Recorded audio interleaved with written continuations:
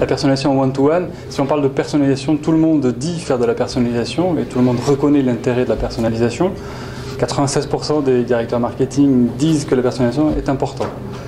En revanche, quand on demande aux consommateurs, les consommateurs ne sont que 7% à dire que les emails qu'ils reçoivent sont réellement personnalisés en fonction de leurs attentes et de leurs besoins.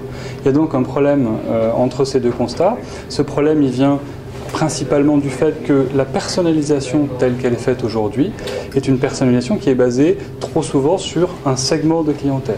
Un segment de clientèle, ça veut dire que 10 000, 20 000, 30 000 personnes qui appartiennent au même segment vont recevoir exactement le même message, à l'exception du nom et du prénom. Mais ce n'est pas vraiment de la personnalisation. On me parle à moi, juste avec mon nom et mon prénom. Tout le reste n'est pas personnalisé. Et donc en fait, l'intérêt de passer à de la vraie personnalisation one-to-one, c'est de pouvoir avoir un message qui est composé entièrement en fonction de ce que l'entreprise sait sur moi. De mes attentes, de mes besoins, des réponses que j'ai déjà données à des questionnaires, de ce que j'ai fait sur le site web et de ma navigation et des produits que j'ai achetés. Et dans ces cas-là, l'entreprise se rapproche de moi et de mes besoins. Alors, deux chiffres, il y a le cabinet Aberdeen qui a étudié que passer de la personnalisation par segment au vrai one-to-one, c'est plus 22% en taux de conversion. Et puis, pour revenir sur un cas client, chez Nolan, on a un client qui est un tour opérateur en Angleterre qui a fait un vrai test en live et qui a comparé sur une même campagne des messages personnalisés par segment et des messages personnalisés en vrai one-to-one. Donc en fonction de ce qu'il savait sur les personnes, du surf, sur le web et ainsi de suite.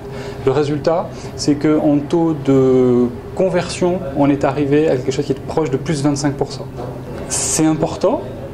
Aujourd'hui, la technologie le permet. Et la personnalisation, elle peut aussi s'appliquer à d'autres aspects des emails.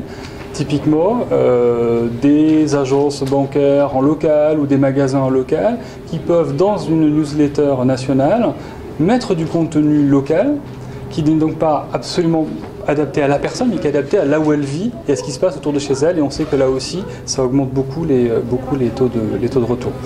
Et donc voilà, donc en conclusion, cette vraie personnalisation one-to-one dont on parle depuis très longtemps, elle est aujourd'hui possible grâce à la technologie. Ça marche.